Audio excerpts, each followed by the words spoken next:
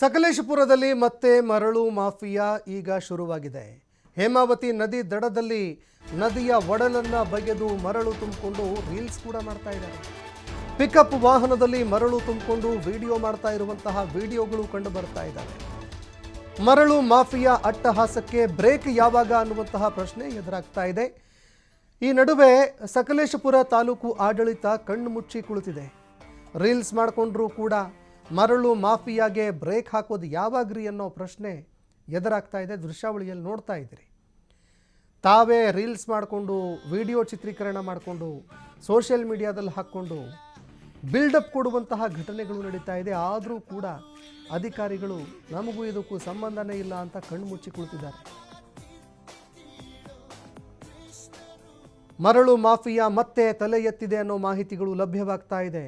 ಸಕಲೇಶಪುರದಲ್ಲಿ ಮರಳು ಮಾಫಿಯಾ ವಿಚಾರಕ್ಕೆ ಸಂಬಂಧಪಟ್ಟಂತೆ ಈ ಹಿಂದೆ ಸುದ್ದಿಗಳಾಗಿತ್ತು. ಈ ಮರಳು ಮಾಫಿಯಾಗೆ ಕಡಿವಾಣ ಹಾಕೋದಕ್ಕೆ ಅಧಿಕಾರಿಗಳು ಕೂಡ ಮಾತುಗಳನ್ನು ಹೇಳಿದರು, ಎಲ್ಲದಕ್ಕೂ ಫುಲ್ ಸ್ಟಾಪ್ ಹಾಕ್ತೀವಿ ಅಂತ. ಆದರೂ ಕೂಡ ಹೇಮಾವತಿ ನದಿ ಒಡಲನ್ನು ಬಗೆಯುವಂತಹ ಮಾಫಿಯಾ ಮತ್ತೆ ತಲೆ ಎತ್ತಿ ನಿಂತಿದೆ. ಇದರಿಂದ ನೀರು ಸರಿಯಾಗಿ ಹಿಂಗದೆ, ಸರಿಯಾಗಿ ಭೂಮಿಯ ಆಳಕ್ಕೆ ಇಳಿಯದೆ ನದಿಯ ಒಡಲು ಆದಷ್ಟು ಬೇಗ ಬತ್ತಿ ಹೋಗ್ತಾ ಇದೆ. ಹೀಗಾಗಿ ಈ ಮರಳು ಮಾಫಿಯಾಗೆ ಕಡಿವಾಣ ಹಾಕಬೇಕು ಅಂತ ಸ್ಥಳೀಯರು ಒತ್ತಾಯ ಮಾಡ್ತಾ ಇದ್ದಾರೆ. ಎಷ್ಟೊಂದು ಯಾವುದೇ ಸಮಸ್ಯೆಗಳಿಲ್ಲದೆ, ಯಾವುದೇ ಅಡೆತಡೆಗಳಿಲ್ಲದೆ ರಾಜಾರೋಷವಾಗಿ ನದಿಯ ಒಡಲನ್ನು ಬಗೆದು ಅಲ್ಲಿ ರೀಲ್ಸ್ಗಳನ್ನು ಮಾಡಿಕೊಂಡು ಹುಚ್ಚಾಟವನ್ನು ಮಾಡ್ತಾ ಇದ್ದರೂ ಕೂಡ ಯಾರೊಬ್ಬರು ಕೇಳೋರಿಲ್ಲ, ಹೇಳೋರಿಲ್ಲ.